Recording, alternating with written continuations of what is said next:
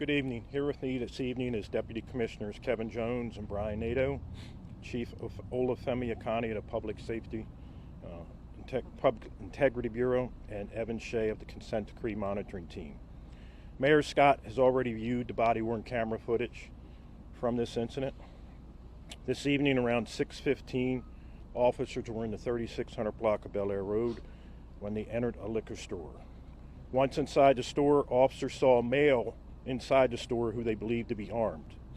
The male leaves the store and the officers followed him. As the officers followed him, they began to give commands for him to stop, drop his hand, show his hands. He took off running. He ran around a couple cars, kept running. During the pursuit, the foot pursuit, officers continued to give him verbal commands to see his hands, get his hands out of his dip. At one point, he pulled his hands out. He had a handgun in his hands. In his right hand, he continued running with the gun in his hands. As the individual continued running, officers pulled out their weapons. He ran almost face to face with the second officer, at which time he was shot.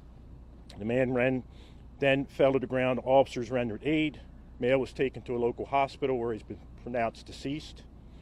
Tentatively, the male has been identified as a 38-year-old male who was prohibited from owning a firearm. He's also known to our officers from the lengthy arrest record.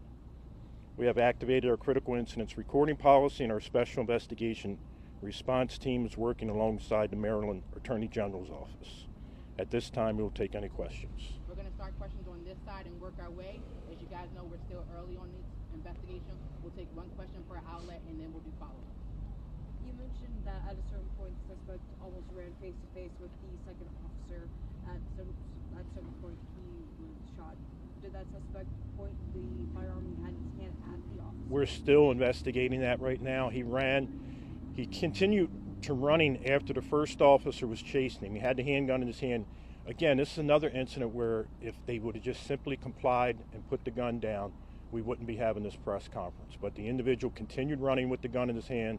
He came face to face with the second officer, at which point he was shot. Sir, I reviewed some of the dispatch audio on my way over here. 16 rounds were reported via the shot spotter. Did the suspect fire his weapon? Was it 16 rounds fired by those two officers? Can you clarify? There were at least 16 rounds fired. We don't know if he fired his weapon yet or not. We still have to go through all the ballistics.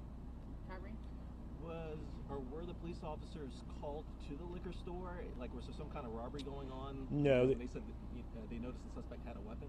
No, the officers are part of our group violence unit.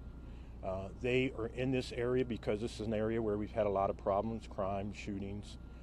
They went into the liquor store. As they went into the liquor store, the individual and several other people in the store started to move around a little bit. The officers believed that this individual was armed. As he came out of the store, he started walking away from the officer. One of the officers came up behind him, tried to stop him, at which point he took off running and the foot pursuit ensued. The officers kept giving him verbal commands to drop the weapon, show his hands. He continued running with the gun in his hand as he came face to face with the second officer. Did both officers fire? Yes. Shabal? No further questions. Dariana? So it was just two officers in total, no other officers responded to the scene? There was multiple officers. There was a third officer that was a witnessing officer, but only two of the officers fired. Any last follow-ups? Assuming the AG is investigating and the officers are on administrative leave? Yes, AG's here, office is here. Just the two officers that fired are on administrative leave? We'll probably put the third officer on administrative leave as well, just caution. All right. Thank you, guys. Thank you.